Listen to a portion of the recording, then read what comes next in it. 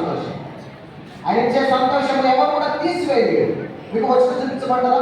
యోహాను సువార్త 16వ అధ్యాయం 22వ వచనాన్ని చదువుతాము. యోహాను సువార్త 16వ అధ్యాయం 22వ వచనం. అటువంటి మీరు ఇప్పుడు దుఃఖపడుతున్నారు, కానీ మిమ్మల్ని మరలా చూసారు, అప్పుడు మీ హృదయం సంతోషించు, మీ సంతోషం ఎవరు పేద నుండి తీసివేయండి. నేను బైబిల్ రాసేసాను, మీ సంతోషము ఎవరిని కూడా మీద నుండి తీసివేయాలమ్మా. మీకు కొద్దికాలం సంతోషం కావాలా? నిత్య సంతోషం కావాలా? కొద్దిపాటి ఆనందం కావాలా? చెప్పనసక్యమైన ఆనందం కావాలా? క్లుప్త సంతోషం కావాలా? మహా సంతోషం కావాలా? నేను అంటాను, నీ హృదయంలోకి యేసుని ఆహ్వానిస్తే నీకు మహా సంతోషం వస్తుంది, చెప్పనసక్యమైన సంతోషం వస్తుంది, తీసివేయలేని సంతోషం వస్తుంది. ఎప్పుడో తెలుసా? నీ హృదయంలోకి యేసుని ఆహ్వానిస్తే. అయితే నీ హృదయంలోకి యేసే రావాలంటే యేసయ్య పాపం ఉండే స్థలంలో ఉండలేడు, ఆయన నివసించలేడు. పాపం అంటే అసలు ఆయన పడదు.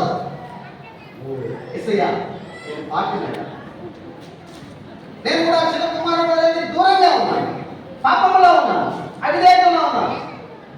చాలా మంది మనం చేసి నేను చేసిన తప్పు నాకు తెలుసు, నువ్వు చేసిన తప్పు నువ్వు చేసి ఏ తప్పులు పాపం మనం చేసామో వాటిని ఒప్పుకొని విడిచిపెట్టి, మనందరూ తెలుసు 28వ అధ్యాయం 11వ వచనం సామెతలు, అతిక్రమం దాచిపెట్టేవాడు వద్దనడు, కనికరము పొందుతాడు.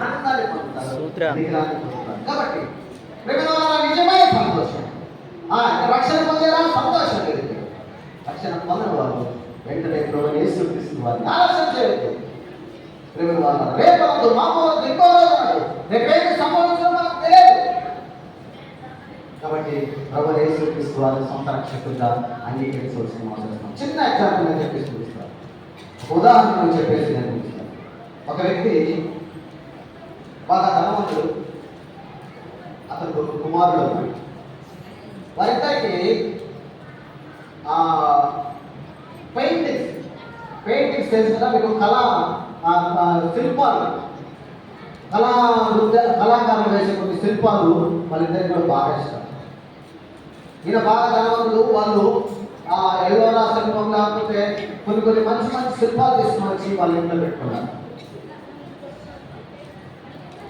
కొన్ని కాలం తర్వాత ఈ కుమారుడు తాను యుద్ధంలో నేర్చుకొని యుద్ధానికి వెళ్ళవలసిన పరిస్థితి వచ్చింది. యుద్ధానికి వెళ్ళి యుద్ధంలో పాల్గొంటా ఉన్నాడు. యుద్ధానికి పాల్గొన్న తర్వాత ఆ యుద్ధంలో పాల్గొంటూ ఆ యుద్ధంలో భాగంగా తన ప్రాణాన్ని కోల్పోవలసి వచ్చింది.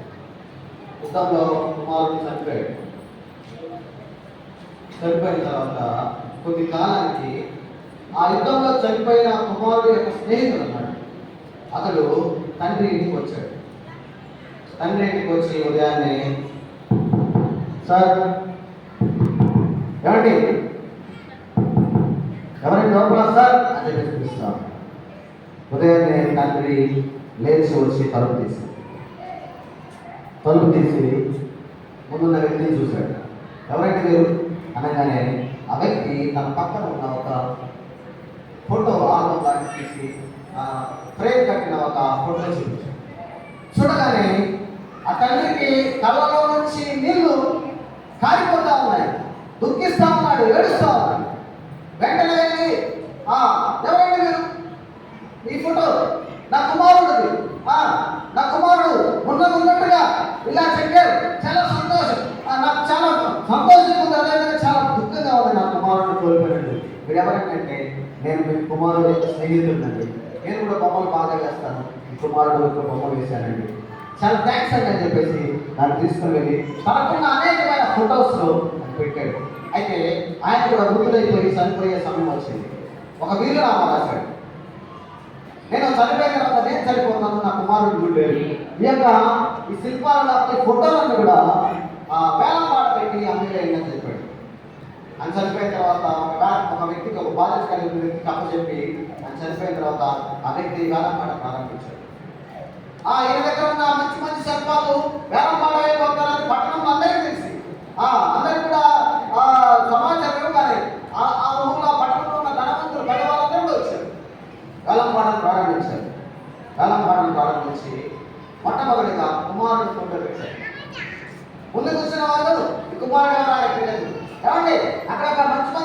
పెద్ద పెద్ద వాళ్ళ ఫోటోలు ఉన్నాయి కదండి, పెద్ద పెద్ద శిల్పాలు ఉన్నాయి కదండి, అది చూపించండి అంటే, లేదండి ముందుగా దీనిని పాడుతున్నామని చెప్పండి అనగానే, సార్ అది ఏదో కానిచ్చేయండి త్వరగా, అవన్నీ మేము వింటాయి, నేను పాడుకుంటాను అంటే, లేదండి దీన్ని పాడుతూ ఉన్నాను అని చెప్పేసి మొదటగా ఈ యొక్క పటం యొక్క వేలం పాట 500 ఒకటోసారి, 500 రెండోసారి నాకు చెప్పాలని ఆ ఇంటి బయట ఒక తోటమాలి ఉన్నాడు.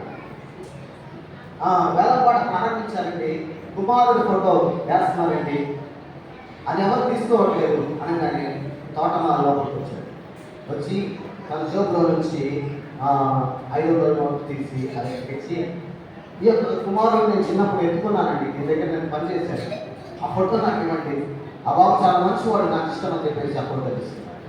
ఆ ఫోటో తీసుకొని ఆయన వెళ్ళిపోతున్న సమయంలో ఈ వ్యక్తి ఈ విధంగా అనౌన్స్ చేశాడు, వేలం పాట వ్యక్తి, వేలం పాట అయిపోయింది, మీరందరూ కూడా వెళ్ళిపోవచ్చు అనగానే, అదేంటి ఒకటే అయిపోయింది, వీరు నామాలో కట్టి ఈ విధంగా రాశారు, ఎవరైతే నా కుమారుడు యొక్క ఫోటో తీసుకుంటారో అతనికి మొత్తం ఫోటోలు మాత్రమే కాదు నా ఆస్తిని కూడా ఇచ్చేయను. ప్రేమ వల్ల ఆ వ్యక్తికి తన కుమారుడిని తీసుకున్న వ్యక్తికి అన్ని ఫోటోలతో పాటు ఆస్తి కూడా వచ్చాయి. నేను ముగిస్తాను. యేసు క్రీస్తు ప్రభు మీలో ఉంటే సమస్త మనుషులు మొదట నా రాజ్యం మీకు వెళ్ళండి, అప్పుడు మీకు అందరినీ కూడా నేర్చుకోండి. చిన్న మాట ప్రార్థన తల నుంచి నాకు ఇవ్వండి సమయం తల నుంచి కలుగుతుంది. చిన్న మాట ప్రార్థన. అమ్మా అయ్యా, నశించిన దానిని ప్రజల్ని రక్షించడానికి యేసు తీసుకోవాలి వచ్చాను.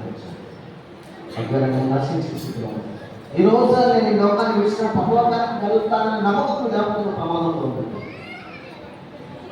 విషయాన్ని పాపని నాకు క్షమించండి, నిజమైన ఆనందం, తీసివేయ ఆనందం, మహా ఆనందం నాకు ఇవ్వండి.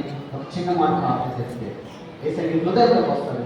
నీకు గొప్ప కుమారుడు హృదయంగా కలిగి ఉంటే నీకు ఏం అవసరం లేదు, సమృద్ధి.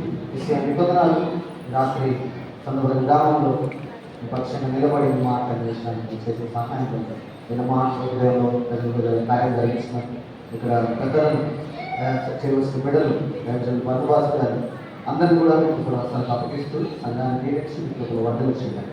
యేసు ప్రభు శ్రేష్టమైన స్తోత్రం చెల్లించి ప్రార్థించి పెట్టుకుంటున్నాం తండ్రి. ఆమేన్.